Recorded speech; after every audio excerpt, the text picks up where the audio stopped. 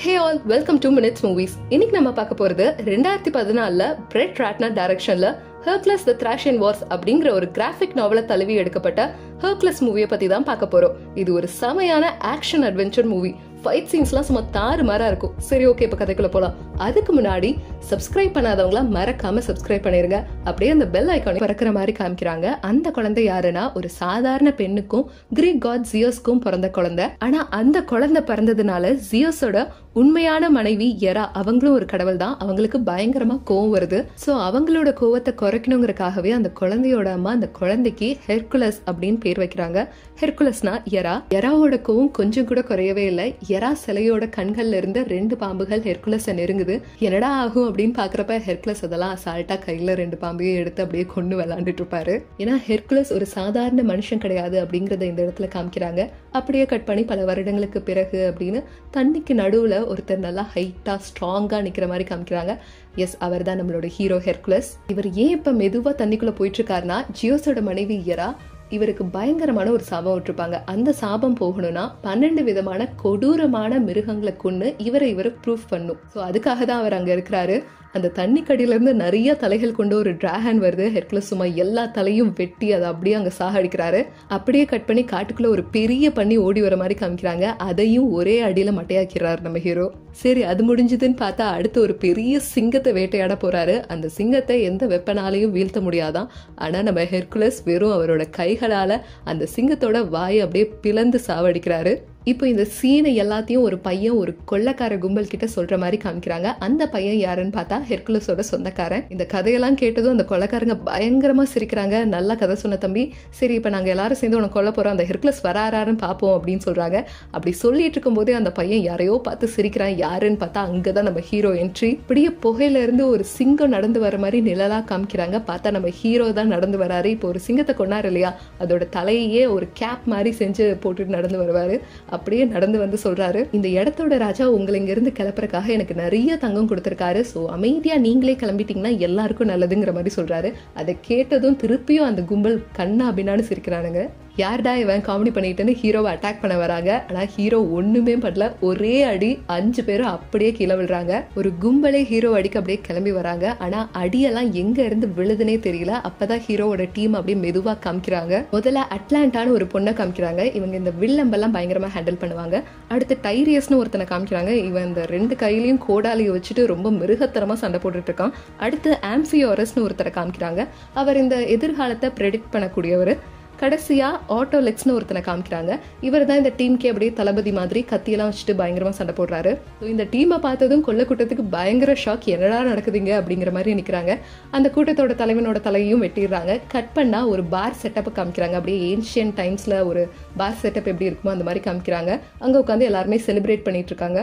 So இவங்களோட வேலையே தான், ஏதாவது ஒரு ஊர்ல இந்த மாதிரி ஏதாவது ஒரு பிரச்சனை, ஏதாவது ஒரு வேலை இருக்குன்னா அதுக்கு ஈக்குவலா அந்த தங்கத்தை வாங்கிட்டு அந்த வேலையை அவங்க செஞ்சு கொடுத்துருவாங்க.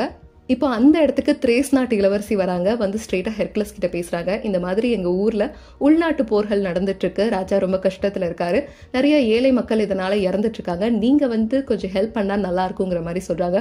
உடனே ஹெர்குலஸ், இல்ல நாங்க இந்த மாதிரி ஹெல்ப்லாம் பண்றதில்ல, நாங்க வேட்டையாடுவோம், அப்புறம் எங்களுக்கு தங்கம் முக்கியம், அவ்வளவுதான் அப்படின்னு சொல்றாரு. அதை கேட்டதும் இளவரசி, சரி தங்கம் தானே, இந்த வேலையை நீங்க பண்ணி முடிச்சிட்டீங்கன்னா உங்க இடைக்கு நிகரா நாங்க தங்கத்தை தரோம் அப்படின்னு சொல்றாங்க. அதை கேட்டதும் அந்த டீமே அப்படியே வாயை பொளந்து பாக்குது. சரிப்பா, தங்கம் தரீங்களா, நாங்க செஞ்சு கொடுக்குறோம் அப்படின்னு அவங்களும் அங்க கிளம்புறாங்க. அந்த நாட்டுக்குள்ள போனதும் ஹீரோ கவனிக்கிறாரு. அந்த மக்கள்லாம் பார்க்க ரொம்ப சோகமா ரொம்ப ஏழ்மையா தெரியுறாங்க. அந்த நாட்டோட தளபதி ஹீரோவை பார்த்துட்டு, நீதான் ஹெர்குலஸா, ஆஹா ஓஹோ நாங்க, ஆனா எனக்கு பெருசா ஒன்றும் தெரியலையே, சரி இரு, எங்க ராஜா உன்னை நம்பிதான் இருக்கிறாரு, நான் போய் சொல்லிட்டு வரேன் அப்படின்னு உள்ள போறான். இங்க அப்படியே ஹீரோ வெளியே சுத்தி பாக்குறப்ப ஒரு சிலையை பாக்குறாரு. பார்த்தா அது எராவோட சிலை. அப்ப இளவரசி சொல்றாங்க, நாங்க எராவை தான் கடவுளா வணங்குறோம். இந்த சிலை வந்து சாதாரணமா கட்டப்பட்ட சிலை கிடையாது, நிறைய ஆண்மகன்களோட உழைப்பினால கட்டப்பட்டது, அவங்களோட வீரத்தினால இது கட்டப்பட்டது அப்படின்னு சொல்றாங்க. அப்ப அந்த இடத்துக்கு ஒரு குட்டி பையன் ஓடி வரான். அது யாருன்னு பார்த்தா நம்ம இளவரசியோட பையன். இந்த பையன் பேர் ஐரஸ். இவன் ஹெர்குலஸோட பயங்கரமான ஃபேன். சின்ன வயசுல இருந்து இவரோட கதைகளை கேட்டுதான் வளர்ந்துட்டு இருக்கான். இவரை மாதிரி ஆகணும் அப்படிங்கிறது தான் இவனோட ஆசை. அப்போ அந்த தளபதி வந்து ராஜா உங்களை பார்க்க ஒத்துக்கிட்டாரு. ஆமா, இதுக்கு முன்னாடி நீ ராஜா எல்லாம் பார்த்திருக்கியா அந்த மாதிரி கேட்டு கலாய்க்கிறான். அப்ப நம்ம ஹீரோ அப்படியே யோசிச்சு பாக்குறாரு. 3 வருஷத்துக்கு முன்னாடி நம்ம ஹீரோவோட டீம் ஹேத்தன் நாட்டுக்கு எதையோ வேட்டையாடிட்டு போற மாதிரி காமிக்கிறாங்க. உள்ள போய் பார்த்தா நம்ம ஹீரோவோட டீமுக்கு பயங்கரமான வரவேற்பு. அந்த நாட்டோட ராஜா வந்து கேட்குறாரு, சொன்ன வேலையை முடிச்சிட்டியா அப்படின்னு. என்னன்னு பார்த்தா அந்த நாட்டையே அச்சுறுத்திட்டு இருந்த ஒரு பயங்கரமான வில்லனோட தலையை தான் நம்ம ஹெர்குலஸ் வெட்டி கொண்டு வந்திருக்காரு. அதை பார்த்ததும் ராஜா ரொம்ப சந்தோஷப்பட்டுட்டு, சரி வா, உன்னை பார்க்கறதுக்காக நிறைய பேர் வெயிட் பண்ணிட்டு இருக்காங்க அப்படின்னு கூட்டிட்டு போறாரு. என்னன்னு பார்த்தா அந்த நாடே ஹெர்குலஸோட வருகையை கொண்டாடுறாங்க. அப்படியே சைட்ல ஹெர்குலஸோட ஒய்ஃப், அவங்களோட குழந்தைங்கள்லாம் காமிக்கிறாங்க. கட் பண்ணா அவங்கள யாரோ கொடூரமா சாகடிக்கிற மாதிரி காமிக்கிறாங்க. அங்க சீன் அப்படியே கட் ஆகுது. ஸோ இப்போ நம்ம டீம் அப்படியே ராஜாவை பார்க்க போறாங்க. ராஜாவும் பயங்கரமா வரவேற்கிறாரு. உன்னோட நிறைய கதைகளை நான் கேட்டிருக்கேன், நீ பயங்கரமான ஒரு வீரன் அப்படின்னு சொல்றாரு. நான் மட்டும் காரணம் இல்லை, என்னோட டீம் மெம்பர்ஸும் தான் இதுக்கு காரணம் அப்படின்னு அவங்களையும் இன்ட்ரோடியூஸ் பண்ணி வைக்கிறாரு. உங்க டீம்ல ஒரு பொண்ணா அப்படின்னு ராஜா ஷாக் ஆறாரு. அப்ப அட்லாண்டா ஒரு சாம்பிள் லைட்டா காமிக்கிறாங்க. தெரியாம கேட்டுட்டமா, தப்புதான் அப்படிங்கிற மாதிரி ராஜாவும் ஒத்துக்கிறாரு. ஸோ அப்படியே நைட் எங்க டின்னரை காமிக்கிறாங்க. அப்பதான் ராஜா சொல்றாரு என்ன பிரச்சனைன்னு. எங்க நாட்டுல ஒரு பயங்கரமான தளபதி இருந்தான். அவன் நாட்டை விட்டு வெளியே போய் மக்களெல்லாம் தூண்டி விட்டு போர் செய்ய ஆரம்பிச்சிட்டான். அவனை சாதாரணமா அழிக்கவும் முடியாது, ஏன்னா அவனுக்கு இந்த மாயாஜாலங்கள்லாம் தெரியும். அது மூலயமா சென்ட்ரஸ்னு சொல்லக்கூடிய இந்த பாதி மனுஷன் பாதி ஹார்ஸ் வடிவில் இருக்கவங்க கூட சேர்ந்துக்கிட்டு மக்களை படாத பாடுபடுத்திட்டு இருக்கான் அப்படின்னு சொல்லி அவரோட நாட்டு மக்கள் எல்லாம் காமிக்கிறாரு. பாருங்க எவ்வளோ கஷ்டப்படுறாங்க, தீக்காயெல்லாம் பட்டு ரொம்ப கஷ்டப்பட்டுட்டு இருக்காங்க, நீங்க தான் இதுக்கு வந்து ஹெல்ப் பண்ணணும் அப்படின்னு நம்ம ஹெர்குலஸ் கிட்ட சொல்றாரு. இப்போ ஹெர்குலஸ் டீம் நடந்து வராங்க. அப்போ ஹெர்குலஸ் சொல்றாரு, இந்த வேலையை நம்ம பண்ணி கொடுத்துட்டோம்னா ஏன் வெயிட்டுக்கு 2 மடங்கு தங்கம் தரேன் அப்படின்னு சொல்லியிருக்காங்க, அதனால நான் ஓகே சொல்லிட்டேன் அப்படின்னு சொல்றாரு. பட் இந்த ரீசஸ் டீமோட வந்து சண்டை போடுறதுக்கு ஹெர்குலஸ் டீம் மட்டுமே பத்தாது. சரி, இந்த நாட்டோட படையே நம்ம ட்ரெயின் பண்ணலாம் அப்படின்னு யோசிக்கிறாரு. நெக்ஸ்ட் டே ஒரு பயங்கரமான ஸ்பீச் கொடுக்குறாரு. நீங்க ஒருத்தருக்கு ஒருத்தர் எல்லாரும் நம்பணும், அப்பதான் ஒரு பயங்கரமான ஒரு ஷீல்டு வந்து நம்மளால ஃபார்ம் பண்ண முடியும். சரி, ஒரு ஷீல்டு ஃபார்ம் பண்ணுங்க பார்ப்போம் அப்படின்னு சொல்றாரு. அந்த படையும் ஒரு ஷீல்டு ஃபார்ம் பண்றாங்க. அப்ப அந்த டைரியஸ் போய் அந்த ஷீல்டு மேல ஒரு இடிக்கிறான். அந்த டீமே அப்படியே கம்ப்ளீட்டா கொலாப்ஸ் ஆகுது. இதை பார்த்ததும் ஹெர்குலஸ் காண்டு, இப்படிலாம் இருந்தா வேலைக்கே ஆகாது, எல்லாரும் ஸ்ட்ராங்கா இருக்கணும் அப்படின்னு ஒரு பயங்கரமான ஸ்பீச் கொடுக்குறாரு. அந்த டே அப்படியே முடியுது. அன்னைக்கு நைட்டு ரீசஸ் டீம்ல இருந்து ஒரு ஒற்றர் வராரு. அவர் யாருன்னா அந்த ரீசஸோட சீக்ரெட்லாம் சொல்றதுக்காக வராரு. என்னன்னா பக்கத்து ஊரான பெஸ்ஸியை அழிக்கிறதுக்காக அந்த ரீசஸ் டீம் வந்துட்டு இருக்காங்க அப்படின்னு சொல்றாரு. அதை கேட்டதும் ராஜா, ஐயோ அந்த மக்கள்லாம் செத்துறக்கூடாது, நம்மளால எந்த உயிரும் போயிடக்கூடாது, படையை ரெடி பண்ணுங்க அப்படின்னு சொல்றாரு. பட் ஹெர்குலஸ் வந்து இல்ல, படை இப்ப ரெடியே இல்லை, இன்னைக்குதான் பார்த்த, சுத்தம் வேலைக்கே ஆகாது அப்படின்னு சொல்றாரு. நான் தானே ராஜா, நான் சொல்றதா நீ கேட்கணும், கிளம்பு எல்லாரையும் கூட்டிட்டு அப்படின்னு சொல்றாரு. இப்ப எல்லாரும் நைட் அடுத்த நாள் சண்டைக்காக தயாராயிட்டு இருக்காங்க. அப்ப அந்த நாட்டோட தளபதி வந்து நம்ம அட்லாண்டா கிட்ட லைட் அப்படியே வலிறான், தப்பா நடந்துக்க பாக்குறான். அட்லாண்டா அப்படியே கழுத்திலேயே கத்தி வச்சு கிளம்புடா, உனக்கு வேலை இல்லை அந்த மாதிரி சொல்லி அமைச்சிடுறாங்க. அந்த டைம் அந்த குட்டி பையன் ஐரஸ் இருக்கான்ல, அவன் வந்து ஹெர்குலஸ் தேடிட்டு வரான். பார்த்தா ஒரு இடத்துல பயந்துடுறான். என்னன்னா அந்த டைரியஸை சங்கிலியால கட்டி போட்டிருக்காங்க. அவன் பார்க்கவே ரொம்ப மிருகத்தனமா நடந்துக்கிறான். அவனை பார்த்து ஐரஸ் பயந்து ஓடுறான். அப்ப ஹெர்குலஸ் பிடிச்சு பயப்படாதான், அவன் லைட்டா இப்படிதான் மிருகத்தனமா நடந்துப்பான். பட் அவன் ரொம்ப லாயலான ஒரு வாரியர், எனக்காக என்ன வேணாலும் செய்வான். அவனை சின்ன வயசுல நிறைய பிணங்களுக்கு மத்தியில தான் நான் கண்டுபிடிச்சேன். அவனுக்கு சின்ன வயசுல இருந்தே இந்த மன ரீதியான ஒரு பாதிப்பு இருக்கு, அதனால தான் அவன் இப்படி இருக்கான் அப்படின்னு சொல்றாரு. சரி, இவனை போய் அவனோட அம்மா கிட்ட விடலாம் அப்படின்னு வராரு. அங்க பார்த்தா இளவரசி வந்து எல்லாருக்கும் அடிப்பட்ட எல்லாருக்குமே வந்து இந்த ஃபர்ஸ்ட் எய்ட்லாம் பண்ணிட்டு இருக்காங்க. என்னங்க இளவரசி, நீங்க இந்த வேலையெல்லாம் பாக்குறீங்கிற மாதிரி கேட்கும்போது, என்ன பண்றது, நடந்த உள்நாட்டு போர்ல எல்லா டாக்டர்ஸும் இறந்துட்டாங்க, நம்ம மக்களை நம்ம தானே பாத்துக்கணும் அப்படிங்கிற மாதிரி சொல்றாங்க. அதை கேட்டதும் ஹெர்குலஸும் சரி ரொம்ப நல்லவங்க போல அப்படிங்கிற மாதிரி யோசிக்கிறாரு. அது மட்டும் இல்லாம அந்த பையன் வந்து இவர் மேல ரொம்ப பயங்கரமான ஒரு ஃபேனா இருக்கிறனால அவர் வேட்டையாடினார் இல்லையா ஒரு சிங்கம், அந்த சிங்கத்தோட பல்ல வந்து ஒரு கிஃப்ட் மாதிரி அந்த பையனுக்கு கொடுக்குறாரு. இப்போ அப்படியே காலையில காமிக்கிறாங்க, படைகள்லாம் ரெடியா இருக்காங்க. ஹெர்குலஸ் ஒரு பயங்கரமான ஸ்பீச் கொடுக்குறாரு. அந்த படைகளுக்கு இடையில இருந்து லோலஸ்னு ஒருத்தனை ஹெர்குலஸ் இழுக்கிறாரு. யாருன்னு பார்த்தா அவன் வந்து கதை சொல்றவன். நீங்க என்ன பண்ற, நாங்க எல்லாரும் சண்டைக்கு போறோம் தம்பி, நீ போய் ராஜா கூட பத்திரமா இரு அப்படின்னு சொல்றாரு. அவனும் எவ்வளவோ கெஞ்சி பாக்குறான், நானும் வாரியர் தான், என்னையும் கூட்டிட்டு போங்க, எனது சண்டைக்கு வரையா, பேசாம ஓரமா போய் உட்காரு அப்படிங்கிற மாதிரி அனுப்பிச்சு விட்டுறாரு. இப்போ ஹெர்குலஸ் வந்து அங்க ஒரு பயங்கரமான ஒரு ஸ்பீச் கொடுக்குறாரு. உங்க யாருக்குமே ட்ரைனிங் பத்தாது, இருந்தாலும் உங்க எல்லார் மேலேயுமே எனக்கு நம்பிக்கை இருக்கு, வாங்க போய் வெற்றி அடையலாம் அப்படின்னு எல்லாரும் நடந்தே போறாங்க. பட் அவங்க போறக்குள்ள அங்க சண்டையெல்லாம் முடிஞ்சிருது. ஏன்னா அந்த ரீசஸ் வந்து அந்த பெஸ்ஸி அப்படிங்கிற ஊரை அப்படியே வேட்டையாடி வச்சிருக்கான். நம்ம ஹெர்குலஸும் அவங்களோட டீமும் அந்த பாடியெல்லாம் அப்படியே பார்த்துக்கிட்டே வராங்க. இந்த பாடியெல்லாம் பார்க்குறப்ப இறந்து ஒரு 2 நாள் ஆன மாதிரி இருக்கு. பட் இந்த பாடியில் இருக்கிற பிளட் எல்லாம் பார்க்க ரொம்ப ஃப்ரெஷ்ஷாக இருக்கு அப்படின்னு சொல்லிட்டே இருக்கும்போது நிறைய மண்ணுக்கடியிலேருந்து ஒரே மொட்டை தலையணுங்களா எழுந்திருக்கிறானுங்க. ஸோ இவங்க யாருன்னு பார்த்தா இந்த ஊரில் வாழ்ந்துட்டு இருக்க மக்கள் இவங்க தான். இவங்களை காப்பாத்துறதுக்காக தான் ஹெர்குலஸும் அவங்களோட டீமும் வந்திருப்பாங்க. ஆனால் இந்த மொட்டை தலையனுங்களாம் ஹெர்குலஸை தாக்குறதுக்காகவே ரவுண்டு கட்டுறானுங்க. ஹெர்குலஸ் உடனே தளபதி கிட்ட கேட்குறாரு, ஏன்பா இவங்களை காப்பாற்றணும் தானே கூட்டிட்டு வந்தீங்க, இவங்க ஏன் எப்படி பண்றாங்கன்னு கேட்கும்போது அவர் சொல்றாரு, இதுவுமே அந்த ரீசஸோட வேலையா தான் இருக்கும், அவன் தான் இவங்க எல்லாருமே நமக்கு எதிராக திருப்பி இருக்கான் அப்படின்னு சொல்றாரு. உடனே அந்த படை வீரர்கள் எல்லாம் தயார்படுத்துறாங்க, நீங்க வந்து ஒரு ஷீல்டு மாதிரி ஃபார்ம் பண்ணிருங்க, ராஜாவா பத்திரமா பாத்துக்கோங்கன்னு சொல்லிட்டு ஹெர்குலஸோட டீம் மட்டும் தனியா இத்தனை பேரையும் சமாளிக்கிறாங்க. ஸோ இந்த இடத்துல தான் பயங்கரமான ஒரு ஃபைட் சீன் நடக்கும். என்னதான் ஹெர்குலஸோட டீம் எல்லாரையும் காலி பண்ணிட்டு போயிட்டு இருந்தாலும் அந்த மொட்டைங்க எந்த இடத்துல இருந்து வருதுன்னே தெரியல, எல்லா இடத்துல இருந்து வந்துகிட்டே இருக்காங்க. கிட்டத்தட்ட அந்த ஷீல்டெல்லாம் உடச்சி ராஜாவை நெருங்க பாக்குறாங்க. அப்ப நம்ம ஹீரோ அவரோட வண்டி எடுக்க சொல்றாரு. அது பார்க்க எப்படி இருக்கும்னா அந்த பாகுபலியில எல்லாம் பார்த்திருப்பீங்க, அதே மாதிரி ஒரு வண்டி தான். அந்த வண்டியில ஏறி உட்காந்துட்டு சும்மா எல்லா முட்டைகளையும் தூக்கி அடிச்சுட்டு போயிட்டே இருக்காரு. ஒரு பக்கம் ஹெர்குலஸோட டீமும் பயங்கரமா சண்டை போட்டுட்டு இருக்காங்க. ஸோ கடைசியா அந்த மக்கள் எல்லாம் அடிச்சு துரத்தி விடுறாங்க. இது எல்லாத்தையும் தூரத்துல ஒருத்தர் நின்று வேடிக்கை பார்க்கறான், அவன் தான் ரீசஸ். இப்போ சண்டையெல்லாம் முடிஞ்சிருச்சு, அங்கே நிறைய பேர் இறந்துட்டாங்க. அதில் பாதி வந்து இந்த நாட்டு படையோட வீரர்கள். அதெல்லாம் பார்த்துட்டு ராஜா ரொம்ப சோகமாக உட்காந்துருக்காரு. அப்போ ஹெர்குலஸ் வந்து அதெல்லாம் பேசுகிறாரு, நான் ஏற்கனவே உங்ககிட்ட சொன்னேன், பட் நீங்கள் தான் கேட்கல, சரி விடுங்க, மீதி இருக்கிற படையை நம்ம வந்து நல்லா தயார் பண்ணி அந்த ரீசஸ் அழிச்சிடலாம் அப்படின்னு சொல்கிறாரு. உடனே ராஜா, நீங்கள் என்ன வேணாலும் கேளுங்க, என்ன வேணாலும் பண்ணுங்க, ஆனால் சீக்கிரம் அந்த ரீசஸ் வந்து எனக்கு இறந்தாகணும் அப்படின்னு சொல்கிறாரு. அப்போ அந்த தளபதி சும்மா இருக்காம அந்த ஒற்றன் மேலே தான் எல்லாம் தப்பும், அவன் தான் தவறான நியூஸ் சொல்லிட்டான், அவனால் தான் இவ்வளோ உயிர் பலி அப்படின்னு அவரை கொல்ல போகிறாரு. அப்போ அந்த ஹெர்குலஸ் டீம்லேருந்து ஒருத்தர் வந்து சொல்கிறாரு, ஏற்கனவே நமக்கு உயிர் பலி ஜாஸ்தியாயிருச்சு, இனி நமக்கு வந்து பலம் தான் தேவை, அதனால யாரையும் இனி கொல்லக்கூடாது அப்படின்னு அவர் அங்கேருந்து காப்பாற்றுறாரு. அதே இடத்துல நைட்டு கேம்ப் மாதிரி போட்டு தங்குறாங்க. அந்த இடத்துக்கு இளவரசியும் வந்து எல்லாருக்கும் ஃபர்ஸ்ட் எய்ட்லாம் பண்ணுறாங்க. அப்போ ஹெர்குலஸை பார்த்து இளவரசி கேட்குறாங்க, உங்களோட ஃபேமிலியெல்லாம் ஏத்தன் நாட்டில் தான் இருக்காங்களாமே அப்படின்னு கேட்குற போது ஹெர்குலஸ்க்கு பயங்கரமாக கோவம் வந்துடுது. கிளம்புறீங்களா தயவு செஞ்சு அந்த மாதிரி சொல்லிட்டு ரொம்ப டயர்டாக ஃபீல் பண்ணி படுத்துடுறாரு. ஸோ அப்போ வந்து அவருக்கு வந்து ஒரு கனவு வருது. என்னன்னா ஸ்டார்டிங்கில் ஒரு சீன் காமிச்சிருப்பாங்களா, அவங்களோட ஃபேமிலியை யாரோ கொடூரமாக கொள்ற மாதிரி, அந்த மாதிரி ஒரு சீனுக்கு வருது. பார்த்தா நம்ம ஹெர்குலஸோட கை ஃபுல்லாக ரத்தமாக இருக்குது, அவர் அப்படியே சிறை பிடிச்சு வச்சிருக்காங்க. அந்த ஏத்தன் நாட்டு ராஜா வந்து சொல்கிறாரு, நீ உன்னோட ஃபேமிலியே கொடூரமாக கொண்டுட்ட, உன்னை நாடு கடத்த போகிற அப்படின்னு சொல்கிறாரு. அங்கே அப்படியே சீன் கட் ஆகுது. ஹெர்குலஸ் கனவுல இருந்து முழிக்கிறாரு, வெளியே வந்து பார்க்குறாரு, ஏதோ சவுண்டு கேட்குற மாதிரி இருக்குது. மெதுவாக அந்த காட்டுக்குள்ளே நடந்து போகிறாரு. பார்த்தா நிறைய புணங்களாக அங்கே கிடக்குது. அதுக்கு இடையில அவங்களோட ஃபேமிலி, அவங்களோட மனைவி, பிள்ளைங்கள், அவங்களோட பிணங்கள்லாம் இருக்கிற மாதிரி தெரியுது. அங்க இருந்து 3 தலையில ஒரு ஓனாய் அப்படியே இவரை நோக்கி ஓடி வருது. இவர் கொஞ்சம் கூட பயப்படாம அங்க இருந்து ஒரு ஈட்டியை எடுத்து அப்படியே குத்துற மாதிரி போறாரு. அப்ப பின்னாடி இருந்து யாரோ ஹெர்குலஸை பிடிக்கிறாங்க. பார்த்தா டைரஸ். ஒன்னு சொல்ல மறந்துட்டேன், டைரஸ்க்கு வந்து பேச வராது. அவனுக்கு பேச வராட்டியும் ஹெர்குலஸ் அந்த இடத்துல சமாதானப்படுத்துறான். ஏன்னா அந்த 3 தலை ஓனாய் எல்லாமே ஹெர்குலஸோட இமேஜினேஷன். அந்த இடத்துல இருந்து சமாதானப்படுத்தி கூட்டிட்டு போறான். அப்படியே கட் பண்ணி காலையில ஆம்பியோரஸை காமிக்கிறாங்க. ஆம்பியோரஸ் கேட்கிறாரு, என்ன ஹெர்குலஸ் மறுபடியும் அதே கனவா? என்னைக்கு நீ நேர்ல அந்த 3 தலை கொண்ட ஓனாயை பார்த்து சாகடிக்கிறியோ அன்னைக்கு தான் இந்த கனவெல்லாம் உனக்கு ஸ்டாப் ஆகும் அப்படின்னு சொல்றாரு.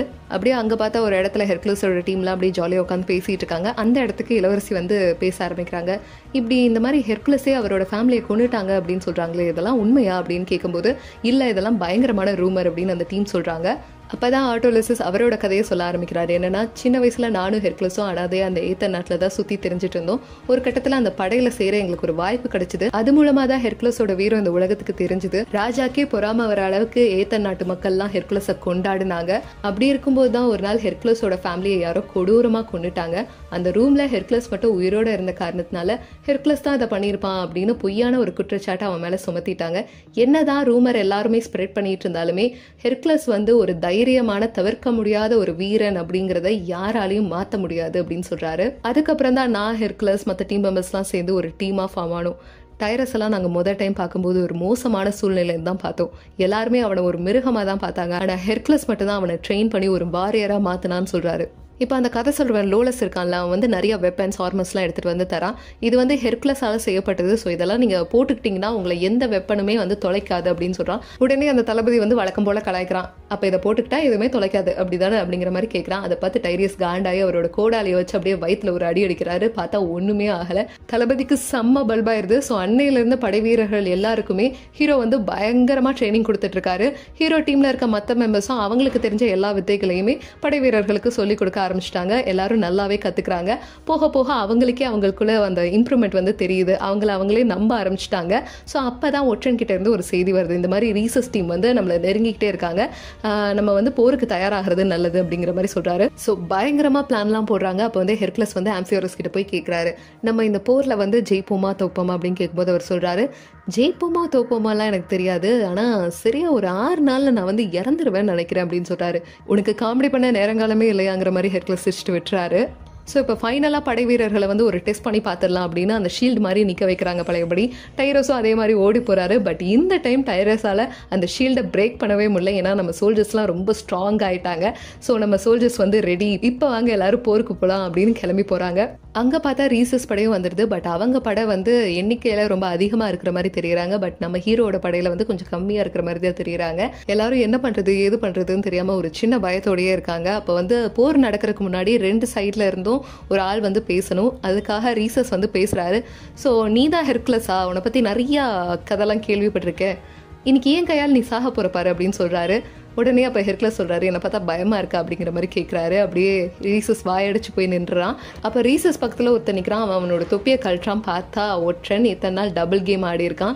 ஸோ நைஸாக நம்ம ஹீரோ டீமை இங்கே கூட்டிட்டு வரக்காக தான் அவன் இத்தனை பிளானையும் பண்ணியிருக்கான். சரி பரவாயில்ல, எதுவாக இருந்தாலும் பார்த்துடலாம் அப்படின்னு நம்ம ஹீரோட டீம் வந்து போருக்கு தயாராகிறாங்க. ஹெர்குலஸ் பயங்கரமான ஒரு ஸ்பீச் கொடுக்குறாரு. நம்ம எண்ணிக்கையில் கம்மியாக இருந்தாலும் நமக்கு பலம் ஜாஸ்தி, நம்ம தான் வெற்றி பெறுவோம் அப்படின்னு சொல்லிட்டு போருக்கு எல்லாரும் தயாராகிறாங்க. அந்த ஷீல்டெல்லாம் போட்டுட்டு ஒரு ஃபார்முக்கு ரெடியாக நிற்கிறாங்க. அங்கே பார்த்தா ரீசஸோட குதிரைப்படை வந்து ரொம்ப வேகமாக தாக்குறதுக்காக வந்துக்கிட்டே இருக்காங்க. இங்கே பார்த்தா இவங்க நின்றுக்கிட்டே இருக்காங்க. என்னடா பண்ண போறீங்க, ஏதாவது பண்ணுங்கிற மாதிரி அந்த சீன் இருக்கும். பார்த்தா அப்போ ஹெர்குலஸ் வந்து ஒரு சவுண்டு கொடுப்பாரு, இப்போ வாங்க அப்படின்னு. அப்போ சைடில் இருந்து போன ஃபைட்டில் ஹெர்குலஸ் ஒரு வண்டி யூஸ் பண்ணியிருப்பார்ல, அந்த மாதிரி நிறைய வண்டியில் வந்து ஆட்கள் வந்து பயங்கரமாக தாக்க ஆரம்பிப்பாங்க. அந்த வண்டியில் இருக்கிற எல்லாருக்குமே வில் வித்தையில் சிறந்தவங்களாக இருப்பாங்க. ஸோ அவங்க தாக்குறதுனால அந்த குதிரைப்படையில் இருக்கிற எல்லாருமே டக்குன்னு கீழே விழுந்துருவாங்க. ஸோ அந்த ஃபைட் சீனை பார்த்தாலே நல்லா தெரியும். ரீசஸ் படையில் இருக்கவங்க எந்த பிளானும் இல்லாமல் தான் வந்திருப்பாங்க. அப்படியே சண்டை போடணும் அப்படிங்கிறக்காக முதன்னு வருவாங்க. ஆனால் நம்ம ஹீரோ சைடு ஐடியா பிளான்னு எல்லாம் ரெடியாக இருக்கும். எந்த சைட்லேருந்து தாக்கினாலும் கச்சிதமாக தூக்கி போட்டு போயிட்டே இருப்பாங்க. இப்போதான் பாகுபலியில் வர மாதிரி ஒரு சீன் இங்கே வரும். ரீசஸ் படையில இருந்து நிறைய அந்த நெருப்பு அம்புகள்லாம் விடுவாங்க. அப்போதான் ஆம்பியோரஸ் இன்னைக்கு தான் என் சாவு போல அப்படின்னு நினச்சிட்டு கையெல்லாம் விரிச்சிட்டு நிற்கிறாரு. பட் அங்கே ஒரு 1000 அம்பு விழுந்திருக்கும். ஆனால் இவரை ஒரு அம்பு கூட தொலைக்கல. சரி இன்னைக்கு என் நாள் இல்லை போல அப்படின்னு சொல்லிட்டு போயிடுறாரு. ஸோ இப்போ ரீசஸும் ஹெர்குலஸும் அப்படியே நேருக்கு நேராக மோதுறாங்க. ரீசஸ் அவனோட குதிரையில் அப்படியே வரான். பட் ஹெர்குலஸ் கையாலே அந்த குதிரையோட சேர்த்து திருப்பி அடிச்சிடுறாரு. ரீசஸை வந்து பிணை கைதியாக பிடிச்சி அந்த ராஜா கிட்ட கொண்டு போகிறாங்க. இவ்வளோ நாளாக நல்லவங்களா தெரிஞ்ச அவங்க இந்த டைம் வந்து கொஞ்சம் வித்தியாசமாக நடந்துக்கிறாங்க. ஏன்னா ரீசஸை கூட்டிகிட்டு போகும்போதே அவன் மேலே முட்டை அது இதெல்லாம் எல்லாத்தையும் அடிக்கிறாங்க. ரொம்ப மோசமாக நடந்துக்கிறாங்க. அந்த ராஜாவும் அவனை கீழெல்லாம் தள்ளி விட்டுட்டு நீ என்ன பெரிய இவனா அப்படியா இப்படியான்னு ரொம்ப மோசமாக நடந்துக்கிறாரு. அதை பார்த்ததும் ஹெர்குலஸ்க்கு கோவம் வந்துடுது.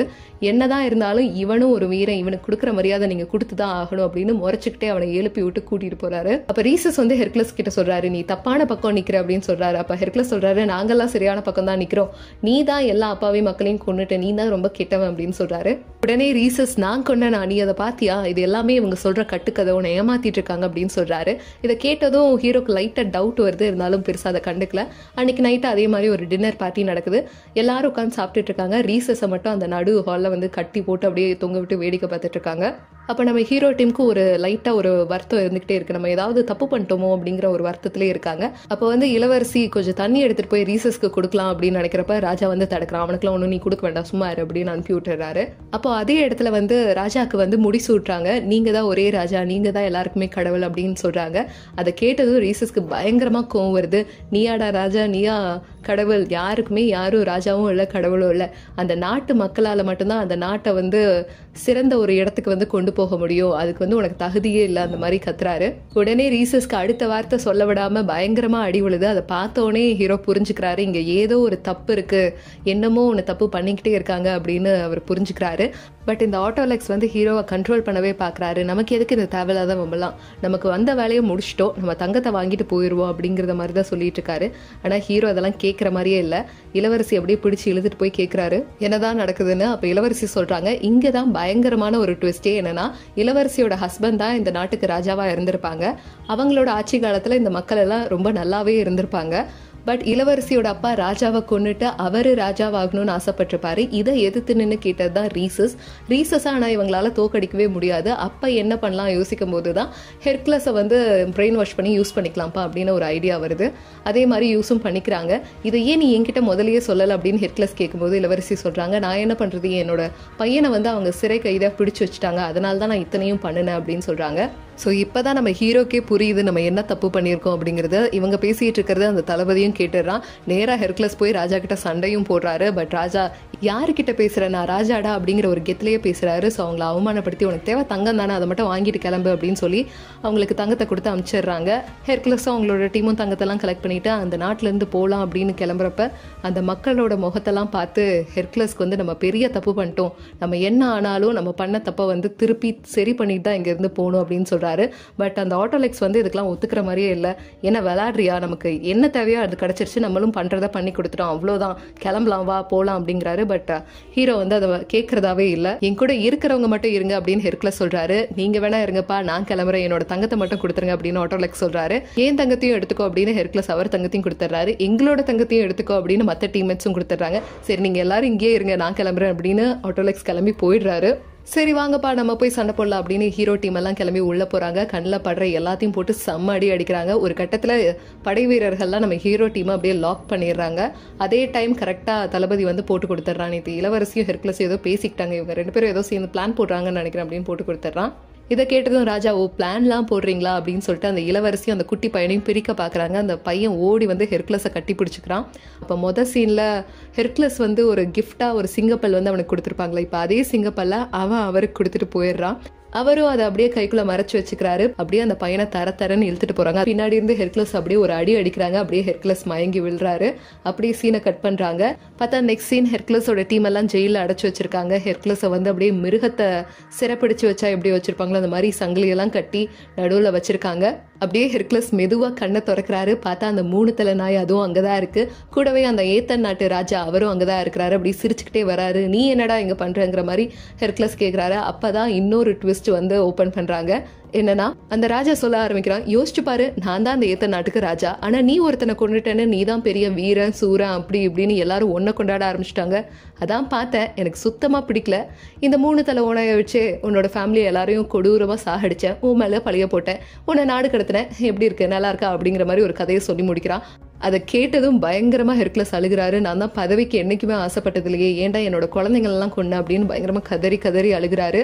இப்போ இந்த 2 ராஜாவும் கூட்டி சேர்ந்துக்கிட்டாங்க. ஹெர்குலஸ்க்கு உண்மை தெரிஞ்சதும் அவர் ரொம்ப சோர்ந்து போயிட்டாரு. அப்படியே அழுதுகிட்டே இருக்கிறாரு. அதே இடத்துல அந்த இளவரசியும் கூப்பிட்டு மரண தண்டனை விதிக்கிறாங்க. ஏன்னா ஹெர்குலஸோட சேர்ந்து பிளான் போட்டாங்க அப்படின்னு சொல்லி இந்த பழைய இதெல்லாம் பலி கொடுப்பாங்களா அந்த மாதிரி ஒரு இதுல அவங்களை பலி கொடுக்க தயாராகிறாங்க. இப்போ பக்கத்துல அந்த ஜெயில இருந்துட்டு ஆம்பியோரஸ் பயங்கரமா ஹீரோவை மோட்டிவேட் பண்றாரு. நீ என்ன சாதாரண கோழையா இவங்கெல்லாம் அடிக்கிற அளவுக்கு, இல்ல நீ வந்து ஒரு கொலையாளியா, இல்ல நீ வந்து ஒரு ஏமாற்றப்பட்டவனா, நீ வந்து ஒரு வீரன் அப்படி இப்படின்னு மோட்டிவேட் பண்றாரு. இந்த பக்கம் பார்த்தா இளவரசியை பலி கொடுக்க தயாராகிட்டு இருக்காங்க. அந்த சைடு ஆம்பியோரஸ் அவரை மோட்டிவேட் பண்ணிக்கிட்டே இருக்காரு. நீ யாரு அப்படின்னு கேட்டுக்கிட்டே இருக்காரு. அப்படியே நம்ம ஹீரோ அந்த சங்கிலியெல்லாம் பிச்சு எரிஞ்சிட்டு பறந்து வந்து அந்த வெற்றவங்களுக்கு 2 அடியை கொடுக்குறாரு. அவ்வளவுதான், அவங்க எல்லாரும் க்ளோஸ். இதை பார்த்ததும் 2 ராஜாவும் சரி இதுக்கு மேலே இங்கே இருந்தோம்னா நம்ம உசுருக்கு உத்தரவாதம் இல்லை அப்படின்னு சொல்லிட்டு அந்த ஓனாயெல்லாம் ரிலீஸ் பண்ணி விட்டுட்டு ஓட ஆரம்பிச்சிடுறாங்க. இங்கே அந்த 3 ஓனாய்களும் ஹெர்குலஸ் அட்டாக் பண்ண ஆரம்பிக்குது. அந்த டீம்மேட்ஸ்லாம் கதறாங்க ஹெர்குலஸ்க்கு ஹெல்ப் பண்ணும் அப்படின்னு. பட் யாராலுமே அந்த ஜெயிலேருந்து வெளியே வர முடியல. ஹெர்குலஸ் அப்படியே போராடுறாரு அந்த 3 ஓனாய்கள் கிட்டையும். கடைசியாக ஒரு 2 ஓனாய்கள் அப்படியே சொலட்டி அடிக்கிறாரு. ஒரே ஒரு ஓனாய் மட்டும் இருக்கு. அதுக்கு அந்த சிங்கப்பல்ல எடுத்து அப்படியே தலையிலேயே சொருகி நிறுத்துறாரு. அவ்வளவுதான், ஓனாயும் செத்துருச்சு. அவரோட டீமை வந்து ரிலீஸ் பண்றாரு. அப்ப ஆம்பியோரஸ் வந்து சொல்றாரு, உன்னோட சாபம் வந்து நீங்கிருச்சு, நீ எல்லா கொடூரமான மிருகங்களையும் வந்து கொன்னுட்ட அப்படின்னு சொல்றாரு. அதுக்கு ஹெர்குலஸ் சொல்றாரு, இல்ல நான் கொல்ல வேண்டிய மிருகங்கள் வந்து இன்னும் நிறைய இருக்கு அப்படின்னு சொல்லிட்டு அங்கிருந்து எல்லாரும் கிளம்புறாங்க. அப்படி போற வழியிலயும் அவங்கள நிறைய பேர் அட்டாக் பண்ணுவாங்க. அப்போ ஒரு ஈட்டி வந்து ஆம்பியோரஸை நோக்கி வரும். இவரும் சரி என்னோட சாவு வந்துருச்சு அப்படின்னு கையை விரிச்சிட்டு நிப்பாரு. வந்த ஈட்டி அப்படியே பிடிச்சி ரிட்டர்ன் பண்ணி விட்டுருவாரு ஹெர்குலஸ். அப்ப ஆம்பியோரஸ் கேட்கிறாரு, என்னோட சாவை ஏன் தடுத்த ஹெர்குலஸ் அப்படின்னு. இன்னும் சாதிக்க வேண்டியது நிறைய இருக்கு அப்படின்னு சொல்லி அவரை கூட்டிட்டு போயிடுறாரு. அப்போ ஒரு இடத்துல ஏத்தன் நாட்டு ராஜா வசமா சிக்கிறாரு. பயங்கரமா கெஞ்சுறாரு. பட் நம்ம ஹெர்குலஸ் எதுவுமே காதல வாங்குற மாதிரி இல்ல. அவரோட கத்தியை வச்சு அவருக்கே ஒரு சொருகுறாரு. அப்ப ஹெர்குலஸ் யாரோ பின்னாடி இருந்து தாக்குறாங்க. யாருன்னு பார்த்தா அந்த தளபதிக்கு ஸ்டார்டிங்ல இருந்து ஹெர்குலஸ் மேல ஒரு பயங்கரமான ஒரு காண்டு இருக்கும். அதெல்லாம் அப்படியே தீத்துக்கிட்டே இருப்பாரு. ஒரு கட்டத்துல ஹெர்குலஸை கொல்லலாம் அப்படின்னு கத்தியை ஓங்குறச்ச பின்னாடி இருந்து அவரை யாரோ தாக்கிடுவாங்க. யாருன்னு பார்த்தா அந்த லோலஸ் கதை சொல்றவன். நானும் வாரியர் தான் ஸ்டார்டிங்ல இருந்து கத்திக்கிட்டே இருப்பான். பார்த்தா கடைசியில நீயும் வாரியர் தான்ப்பா அப்படின்னு ஹெர்குலஸும் ஒத்துக்குவாரு. அதே நேரம் ரீசஸும் வந்து அவங்க கூட ஜாயின் பண்ணிக்குவாங்க. எல்லாரும் சேர்ந்து அந்த குட்டி பையன் இளவரசியோட பையனை வந்து காப்பாத்தலாம் அப்படின்னு வெளியே போறச்ச பார்த்தா அந்த படை வீரர்கள் எல்லாத்தையும் அப்படியே பிரெயின் வாஷ் பண்ணி அந்த ராஜா நிக்கிறாரு. பட் அந்த வீரர்கள் எல்லாமே கொஞ்சம் தயங்குறாங்க. அவங்க தானே வித்தை எல்லாம் சொல்லி தந்தாங்க, இவங்களே இப்ப எப்படி தாக்குறது அப்படிங்கிற மாதிரி தயங்குறாங்க. என்ன இருந்தாலும் ஹெர்குலஸ் இல்லையா அப்படிங்கிற மாதிரி பாக்குறாங்க. பட் ராஜா வந்து பயங்கரமா பிரெயின் வாஷ் பண்றாரு. அவன் ஒன்றும் கடவுள் இல்லை, கண்டிப்பா அவனை யாருனாலும் வீழ்த்த முடியும் அப்படியா இப்படியான்னு பயங்கரமா பிரெயின் வாஷ் பண்றாரு. அதுக்கிடையிலேயே அந்த கூட்டத்துல இருந்து அந்த குட்டி பையனை கழுத்துல கத்தி வச்சு கொண்டு வராங்க. இப்ப மட்டும் என் முன்னாடி நீ மண்டி போட்டு வணங்கலைன்னா அந்த பையனை நான் கொன்றுவேன் அப்படின்னு மிரட்டுறாரு. அப்ப அந்த நேரம் அந்த பையன் கழுத்துல கத்தி வச்சிருக்கிறவரை யாரோ தாக்குறாங்க. யாருன்னு பார்த்தா நம்ம ஆட்டோலிசிஸ். என்ன பாக்குறீங்க, எல்லாரும் சண்டை போடுங்க அப்படின்னு கத்துறாரு. இங்க பார்த்தா ஒரு 6 பேர் தான், அங்க பார்த்தா ஒரு பெரிய படையே இருக்கு. என்ன ஆனாலும் பரவாயில்ல அப்படின்னு எல்லாரும் சண்டை போட ஆரம்பிக்கிறாங்க. இதுக்கு இடையில அந்த குட்டி பையனும் ஓடி வந்துகிட்டே இருக்கா. நிறைய அம்புகளும் வந்துகிட்டே இருக்கு. டைரியஸ் பாக்குறா. டைரியஸ் அந்த குட்டி பையனுக்கு முன்னாடி வந்து நின்று அவனை அப்படியே சேஃபா கொண்டு வந்து ஒரு சைடா விட்டுட்டு யார் யார் அந்த குட்டி பையனை கஷ்டப்படுத்தினாங்களோ அவங்க எல்லாரையும் கொல்லணும் அப்படிங்கிற ஒரு வேகத்தோட போறான். பட் அம்பு வந்துகிட்டே இருக்கு. அதெல்லாம் கவனிக்காம அவன் பாட்டுக்கு சண்டை போட்டுக்கிட்டே இருக்கான். ஹெர்குலஸ் டைரியஸ் எப்படியாவது காப்பாற்றணும் அப்படின்னு டைரியஸை தூக்கிட்டு சரி இங்க இருந்து தப்பிக்கணும் அப்படின்னு சொல்லி ஃபர்ஸ்ட் சீன்ல ஒரு சிலை பார்த்தாங்களே சிலை, அந்த இடத்துக்கு போறாங்க. அந்த இடத்துல ஒரு படிக்கட்டு இருக்கு, அது வழியா போறாங்க. ஆம்பியோரஸ் அந்த படைகள் நெருங்காம இருக்க நெருப்பியும் பத்த வைக்கிறாரு. அந்த நேரத்துல டைரியஸ் ஹெர்குலஸ் கையிலேயே அப்படியே இறந்து போயிடுறாரு. அதை பார்த்ததும் ஹெர்குலஸ்க்கு ஒரு பயங்கரமான ஒரு கோவம் வருது, ஒரு வெறி வருது. அந்த பெரிய சிலை, அந்த எராவோட பெரிய சிலை, 5 வருஷமா கஷ்டப்பட்டு கட்டின அந்த சிலைய ஒரே ஆளா தனி ஆளா அப்படியே பயங்கர ஒரு கோவத்தோட அங்கிருந்து தள்ளுறாரு. அந்த சிலையும் அப்படியே உருண்டு போய் எல்லாரையும் அப்படியே காலி பண்ணுது. சிலையோட தலை மட்டும் தனியா உருண்டு போய் அந்த ராஜாவை அப்படியே தூக்கி அடிச்சு வெளியே கொண்டு போகுது. அப்படியே இப்ப அந்த புகை மூட்டத்துல இருந்து ஹெர்குலஸ் வந்து நிக்கிறாரு. சோல்ஜர்ஸ் எல்லாம் அவரை பார்த்துட்டு இவர் தான் ரியல் வாரியர் அப்படின்னு சொல்லி ஹெர்குலஸ் அப்படின்னு சொல்லி கொண்டாட ஆரம்பிக்கிறாங்க. எல்லாரும் மண்டி போட்டு வணங்குறாங்க. அப்படியே என்ன சொல்றாங்கன்னா, ஹெர்குலஸோட சாகசங்கள்ல ஒண்ணுதான் இது, இந்த மாதிரி பல சாகசங்கள் அவர் பண்ணியிருக்காரு அப்படிங்கிற மாதிரி சொல்லி இந்த படத்தை முடிக்கிறாங்க. ஸோ இந்த மூவி தமிழ் டப்பிங்ல அவைலபிளா இருக்கு. பார்க்கணும்னு நினைச்சீங்கன்னா கண்டிப்பா பாருங்க. அண்ட் இந்த வீடியோ பிடிச்சிருந்தா சப்ஸ்கிரைப் பண்ணுங்க, லைக் பண்ணுங்க, ஷேர் பண்ணுங்க, நிறைய கமெண்ட் பண்ணுங்க. இதே மாதிரி வேற ஏதாவது மூவி உங்களுக்கு பார்க்கணும்னாலும் கீழே கமெண்ட் பாக்ஸ்ல கமெண்ட் பண்ணுங்க. அடுத்த மூவி உங்க நேமோட வரும். பாய்.